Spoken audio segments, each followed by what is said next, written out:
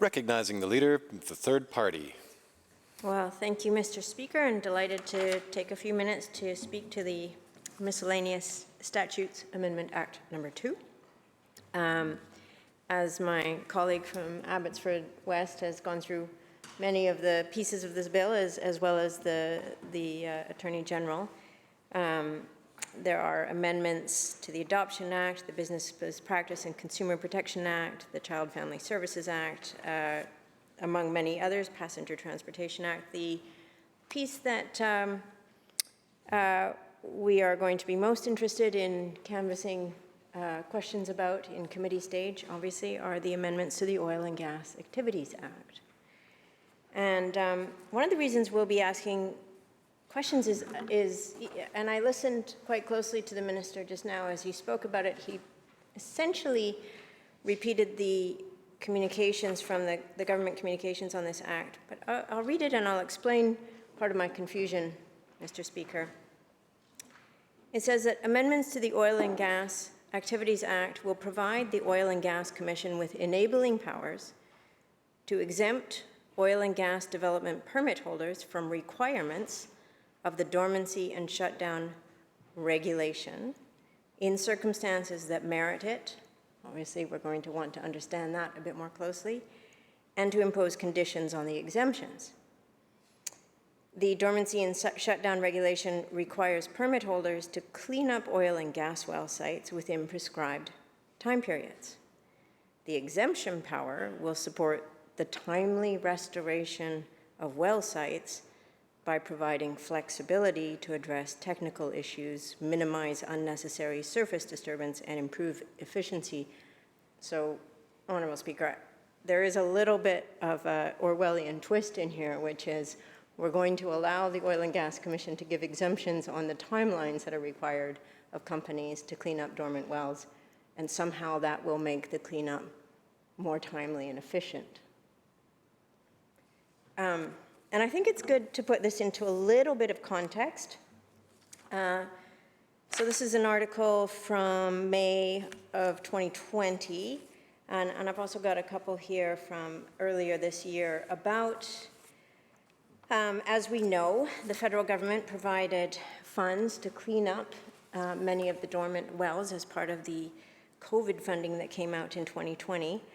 A $100 million fund aimed at cleaning dormant oil and gas wells in British Columbia.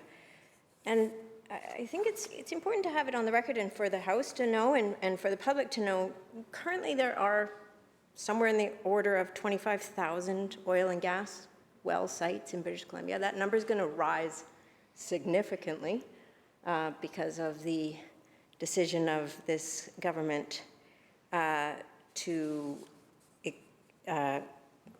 help LNG Canada go forward with its plans to massively expand LNG production in this province at a time when we're in a climate emergency.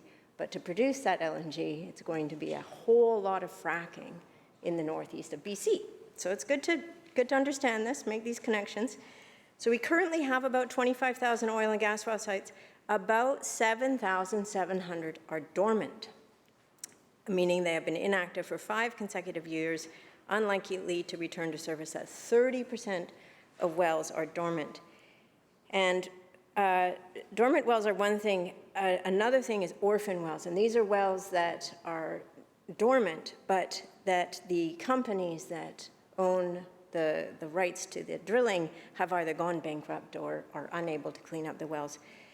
And we had about 348. That doubled because of Ranch Energy, a Calgary-based company, went bankrupt. And so another 300 to 400 were added. What's the problem with this, Honourable Speaker? The problem is, I think, well explained by Julia Levin. She's the Climate and Energy Program Manager for Environmental Defence. And she's concerned that most of BC's funding, this $100 million that we got, was earmarked for dormant sites that likely still have owners rather than to clean up the fast-growing orphan wells. But ultimately, what this comes down to is still viable companies being able to get government funds, taxpayer funds, to clean up well sites after they've extracted not just the gas, but the profit. And so it is a kind of privatizing of profit and socializing of the cleanup. And so in addition to what we learned 2 weeks ago from the Oil and Gas Royalties Review report that came out, the public has not been particularly benefiting from oil and gas extraction in this province for quite a while. And those benefits have actually decreased while the capacity for oil and gas companies to claim credits against their the revenues that they would owe to government have steadily increased.